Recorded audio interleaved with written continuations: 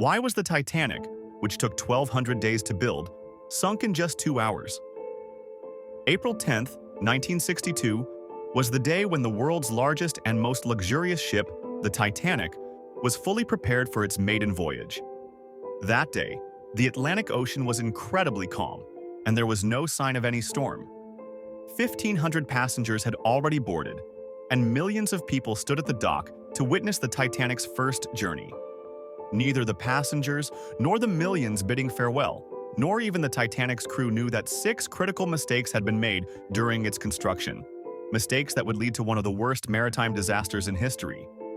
In today's video, once again, Shanti Nazneen will tell you about the 6 fatal mistakes of the Titanic, which, if avoided, might have made the Titanic famous for its success rather than its tragic sinking. What were these 6 mistakes that even the Titanic's captain Edward Smith, with 40 years of experience, failed to notice? Not only the captain but also the White Star Line, the company operating the Titanic with 107 years of experience, overlooked them. Even Harland and Wolff, the company that built the Titanic and had manufactured over 500 ships before it, failed to recognize these fatal errors. Construction of the Titanic began in 1997, and after nearly 3 years of work and the efforts of 2,000 workers, the ship was finally completed.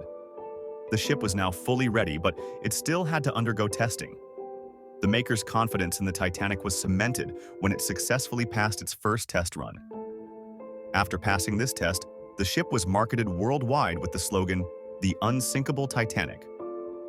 The Titanic's first voyage was scheduled to depart from Southampton, England, on April 10, 1962, with its final destination being New York, USA.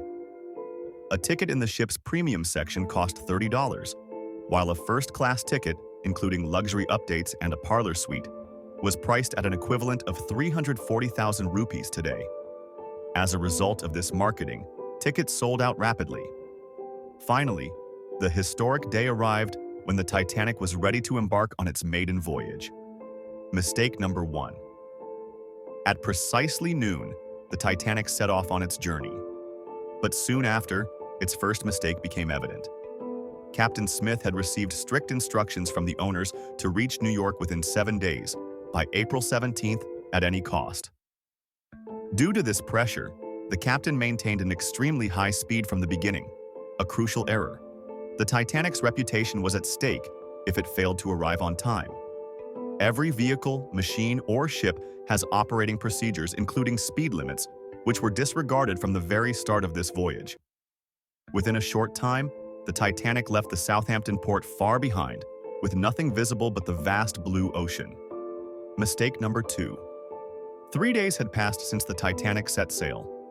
After brief stops in France and Ireland, the ship had been continuously heading towards New York for 72 hours.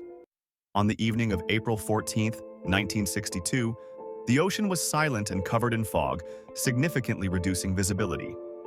That same night, another ship just hours ahead of the Titanic sent multiple wireless warnings about floating icebergs in the sea. Experts believe this warning was given at least 6 times. However, due to the negligence of radio operators, these critical warnings were ignored. For them, this was probably a routine message, but this was actually the Titanic's second major mistake. Because the Titanic was a luxury ship carrying many VIPs, most of the staff was preoccupied with first-class passengers. Had the warnings been taken seriously, the outcome might have been different. Mistake number 3. The ship was speeding, and an important warning had already been missed. Yet, disaster could still have been avoided, as the Titanic's lookouts were alert and prepared to notify the captain at the first sight of an iceberg. However, they lacked a crucial tool, binoculars. Yes, the lookouts were on guard, but due to the absence of binoculars, they couldn't see far enough ahead. This was the Titanic's third mistake.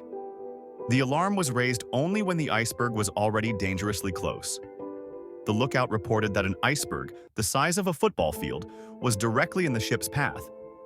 But by then, it was too late. Mistake number 4. Since large ocean liners often encounter icebergs in the Atlantic, they can usually navigate around them with ease.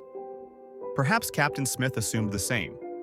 Upon receiving the iceberg warning, he ordered the engines to be shut down and attempted to steer the ship away. Despite his best efforts, the distance was too short, and the iceberg collided with the Titanic's hull. Even after the collision, there was hope that the ship might not suffer critical damage.